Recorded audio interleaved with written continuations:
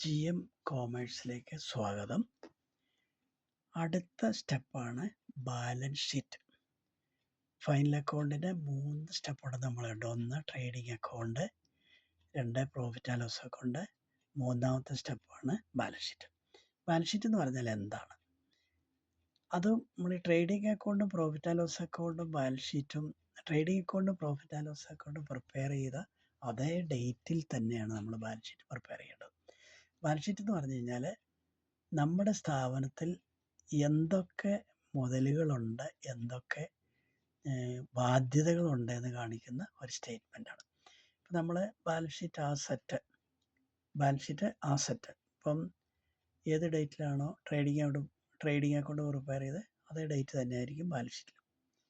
Profit and loss account അതേ ഡേറ്റാണ്. ഇനി balance ഷീറ്റിലെ ഐറ്റംസിനെ 2ആയിട്ട് തിരിച്ചിട്ടുണ്ട്. 1 അസറ്റ്സ്, 2 ലയബിലിറ്റീസ്.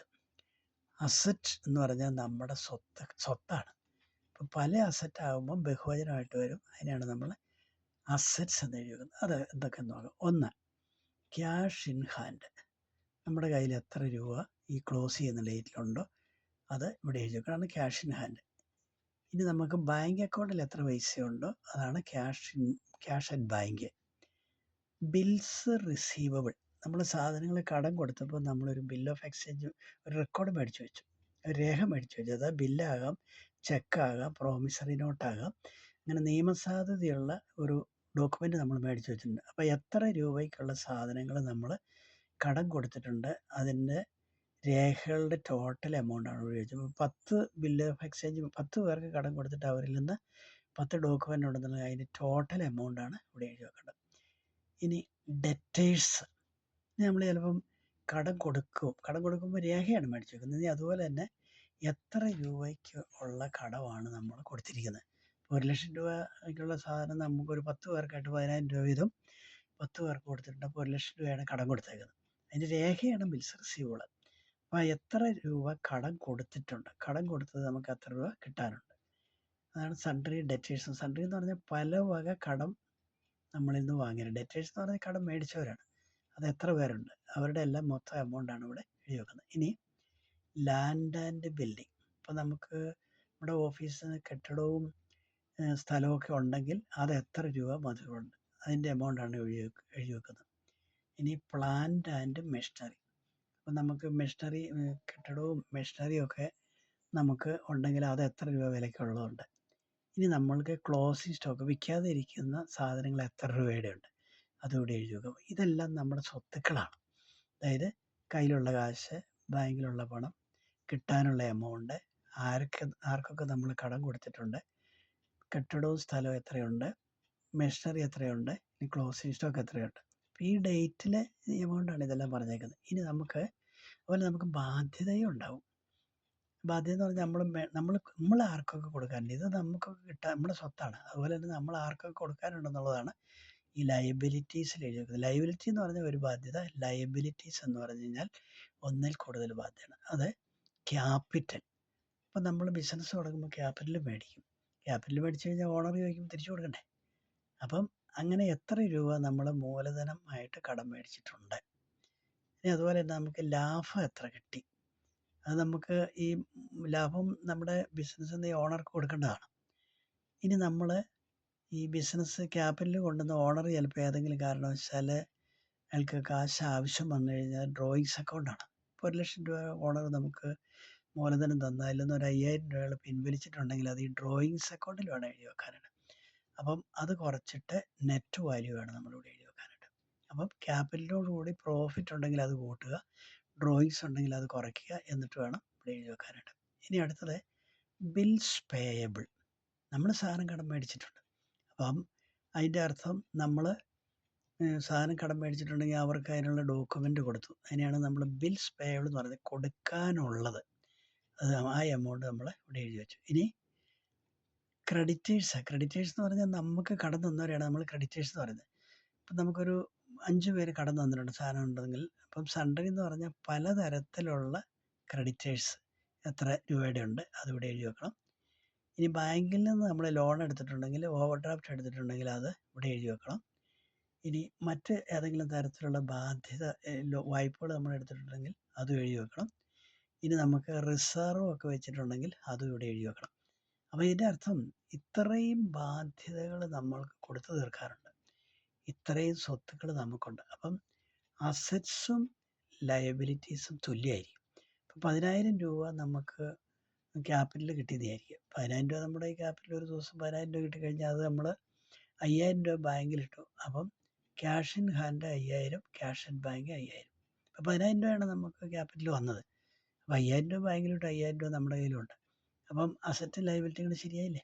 അപ്പം ഇതെപ്പോഴും ഈക്വൽ ആയിരിക്കും. ഈ അസറ്റ്സും ലയബിലിറ്റീസും എപ്പോഴും ഈക്വൽ ആയിരിക്കും. ഇതാണ് ബാലൻസ് ഷീറ്റിൻ്റെ മോഡൽ. അപ്പോൾ ഒന്നുകൂടെ പറയാം. ട്രയൽ ബാലൻസ് നമ്മൾ ഒരു നിശ്ചിത ഡേറ്റിൽ തയ്യാറാക്കുന്നു. അതിനുശേഷം ആ ട്രയൽ ബാലൻസിൽ നിന്ന് നമ്മൾ ട്രേഡിംഗ് അക്കൗണ്ട് ആദ്യം തയ്യാറാക്കുന്നു. അതിൻ്റെ തുടർച്ചയായിട്ട് പ്രോഫിറ്റ് ആൻഡ് ലോസ് അക്കൗണ്ട് തയ്യാറാക്കുന്നു. അതിൻ്റെ തുടർച്ചയായിട്ട് നമ്മൾ ബാലൻസ് ഷീറ്റ് തയ്യാറാക്കുന്നു. അപ്പോൾ ഇത് മൂന്നും ആണ് ഫൈനൽ അക്കൗണ്ട് എന്ന വാക്കുകൊണ്ട് അർത്ഥമാക്കുന്നത്. അപ്പോൾ ഫൈനൽ അക്കൗണ്ട് നമ്മൾ ട്രയൽ ബാലൻസിലെ ബാലൻസ് എടുക്കും. ഇനി അതിനോട് കൂടി നമ്മൾ കുറേ ഈ അഡ്ജസ്റ്റ്മെൻറ്റുകളൊക്കെ ഉണ്ടെങ്കിൽ അത് ട്രയൽ ബാലൻസിൽ ഉണ്ടെങ്കിൽ ജേർണൽ പ്രോപ്പറിലാണ് നമ്മൾ എഴുതി വെക്കുന്നത്. അപ്പം ട്രയൽ ബാലൻസിലെ ഭാഗങ്ങളും എടുത്തു. അതുപോലെ തന്നെ നമ്മൾ കൂട്ടലും കുറയ്ക്കലും ഗുണിക്കലും ഒക്കെ ഉണ്ടെങ്കിൽ അതെല്ലാം നമ്മൾ അതിനാണ് അഡ്ജസ്റ്റ്മെൻറ്റ്സ് എന്ന് പറയുന്നത്. അതായത് കൊടുക്കാനുണ്ട്, കൊടുത്തില്ല, കിട്ടാനുണ്ട്, കിട്ടിയില്ല. അപ്പോൾ ഇങ്ങനെയൊക്കെയാണ് അഡ്ജസ്റ്റ്മെൻറ്റ്സ് എന്ന് പറയുന്നത്. അപ്പോൾ ഇതൊക്കെ നമുക്ക് ഇനി പഠിക്കാനുള്ളതാണ്.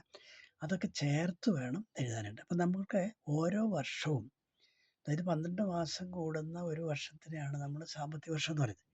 ആ സാമ്പത്തിക വർഷം നമ്മൾ ട്രയൽ ബാലൻസ് പ്രിപ്പയർ ചെയ്യണം, ട്രേഡിംഗ് അക്കൗണ്ട് പ്രിപ്പയർ ചെയ്യണം, profit and loss account prepare ചെയ്യണം, ബാലൻസ് ഷീറ്റ് പ്രിപ്പയർ ചെയ്യണം. ഇത്രയും ചെയ്തിട്ട് ഇത് അധികാരികൾ ഗവൺമെൻറ്റിന് കൊടുക്കണം. ഇനി ബിസിനസ് ഈ സ്ഥാപനത്തിലെ ഓണർമാർക്ക് കൊടുക്കണം. ഇനി ആർക്കൊക്കെയാണോ നമ്മൾക്ക് ഈ സ്ഥാപനമായിട്ട് ബന്ധപ്പെട്ടിരിക്കുന്ന എല്ലാവർക്കും ഇതിൻ്റെ കോപ്പി കൊടുക്കണം.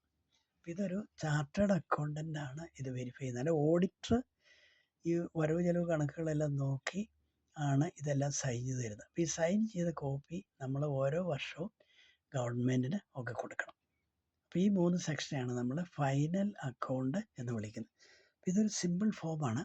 നിങ്ങളുടെ പുസ്തകത്തിൽ നോക്കി ട്രയൽ ബാലൻസ് എങ്ങനെ പ്രിപ്പയർ ചെയ്യുന്നു, ട്രേഡിംഗ് അക്കൗണ്ട് എങ്ങനെ പ്രിപ്പയർ ചെയ്യുന്നു, പ്രോഫിറ്റ് ആൻഡ് ലോസ് അക്കൗണ്ട് എങ്ങനെ പ്രിപ്പയർ ചെയ്യുന്നു, ബാലൻസ് ഷീറ്റ് എങ്ങനെ പ്രിപ്പയർ ചെയ്യുന്നു എന്നുള്ളതിൻ്റെ മോഡൽ നിങ്ങൾ നോക്കി മനസ്സിലാക്കുക. ഇതിനെപ്പറ്റിയൊക്കെ ഡീറ്റെയിൽഡ് സ്റ്റഡി വരുന്നുണ്ട്.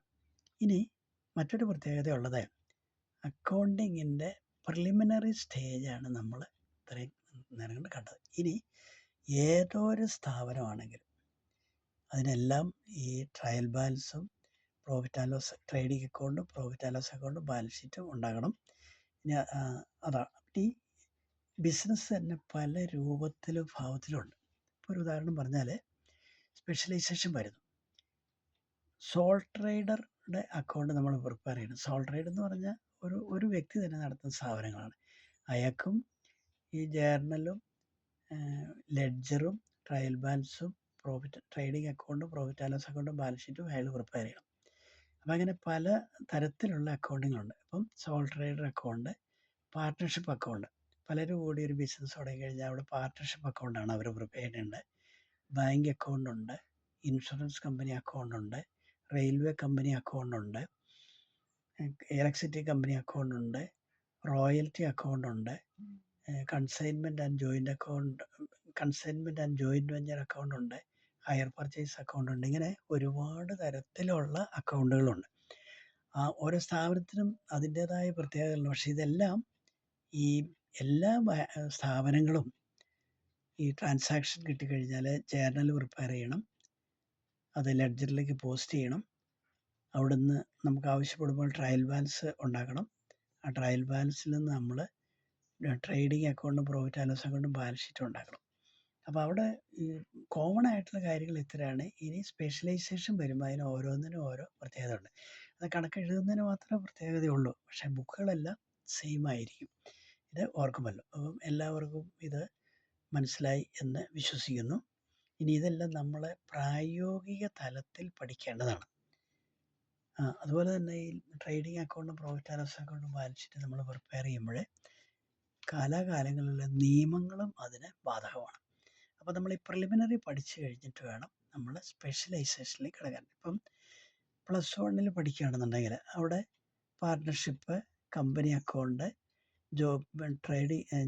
കൺസൈൻമെൻറ്റ് ആൻഡ് ജോയിൻ്റ് അക്കൗണ്ട് എന്നൊക്കെ പറഞ്ഞുണ്ട്. ഇനി ഡിഗ്രിക്ക് പഠിക്കുമ്പോൾ നമ്മൾ അതിനകത്ത് അതും കുറേ കൂടെ ഡെവലപ്പ് ചെയ്ത സ്റ്റേജിലാണ് പഠിക്കുന്നത്. ഇനി PGക്ക് പഠിക്കുമ്പോഴും അതിൽ ഡെവലപ്പ് ചെയ്ത സ്റ്റേജിലേക്കാണ് പഠിക്കുന്നത്. അപ്പോൾ ഏതായാലും ഈ പ്രിലിമിനറി സെക്ഷൻ നമ്മൾ മനസ്സിലാക്കി ഇതെല്ലാത്തിനും ആപ്ലിക്കബിളാണ്.